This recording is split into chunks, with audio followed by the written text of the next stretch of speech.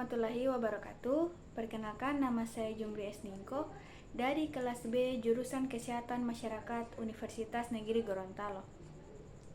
Tujuan saya membuat video ini untuk memenuhi tugas mata kuliah promosi kesehatan yang diampuh oleh Bapak Dr. Irwan SKM MKes dengan judul topik penyakit tuberkulosis. Apa itu penyakit tuberkulosis? Tuberkulosis adalah penyakit menular langsung yang disebabkan oleh kuman TB atau Mycobacterium tuberculosis. Sebagian besar kuman TB menyerang paru, tetapi dapat juga mengenai organ tubuh lainnya. Apa saja sumber penularan pada penyakit TBC? Sumber penularan pada pasien TBC ada beberapa. Yang pertama, pada waktu batuk atau bersin, pasien menyebarkan kuman ke udara dalam bentuk percikan dahak. Sekali batuk dapat menghasilkan sekitar 3.000 percikan dahak. Yang kedua, umumnya penularan terjadi dalam ruangan di mana percikan dahak berada dalam waktu yang lama. Yang ketiga, ventilasi dapat mengurangi jumlah percikan, sementara sinar matahari langsung dapat membunuh kuman. Percikan dapat bertahan selama beberapa jam dalam keadaan yang lembab dan gelap.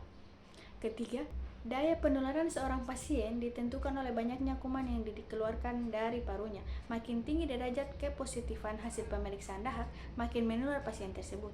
Yang keempat, faktor yang memungkinkan seorang terpajang kuman TBC ditentukan oleh konsentrasi percikan dalam udara dan lamanya menghirup udara tersebut. Apa saja upaya pencegahan penyakit TBC? Upaya pencegahan penyakit tuberkulosis ada 3. Yang pertama, primer, yaitu tersedia sarana-sarana kedokteran, pemeriksaan penderita, kontak atau suspek gambas, sering dilaporkan, pemeriksaan dan pengobatan dini bagi penderita, kontak suspek atau perawatan.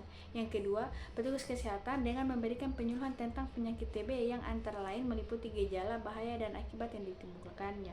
Yang ketiga, pencegahan pada penderita dapat dilakukan dengan menutup mulut sewaktu batuk dan membuang dahak tidak di sembarang tempat. Yang keempat, pencegahan infeksi. Cuci tangan dan praktek menjaga kebersihan rumah harus diperhatikan sebagai kegiatan rutin. Yang kelima, imunisasi orang-orang terdekat. Yang keenam, mengurangi dan menghilangkan kondisi sosial yang mempertinggi risiko terjadinya infeksi, misalnya kepadatan hunian. Ketujuh, lakukan eliminasi terhadap ternak sapi yang menderita TB bovifun dengan cara menyembelih sapi-sapi yang tes tuberkulina positif. Kedua, sekunder, yaitu pengobatan preventif, diartikan sebagai tindakan keperawatan terhadap penyakit inaktif dengan pemberian pengobatan INH sebagai pencegahan. Kedua, isolasi, pemeriksaan kepada orang-orang yang terinfeksi, pengobatan khusus TBC. Yang ketiga, pemeriksaan bakteriologis dahak pada orang yang gejala D paru. Keempat, pemeriksaan screening dengan tuberkulin tes pada kelompok berisiko tinggi. Kelima, pengobatan khusus. Selanjutnya, yang ketiga, tersier. Yang pertama, tindakan mencegah bahaya penyakit paru kronis karena menghirup udara yang tercemar debu para pekerja tambang, pekerja semen, dan sebagainya. Yang kedua, rehabilitasi. Apa saja upaya pengobatan penyakit TB? Selanjutnya, upaya pengobatan penyakit TB. Pengobatan tuberkulosis memerlukan pendekatan yang serius dan konsisten. Pengobatan TB biasanya melibatkan kombinasi obat antibakteri yang kuat dan jangka waktu yang cukup panjang untuk memastikan bahwa semua bakteri dihilangkan.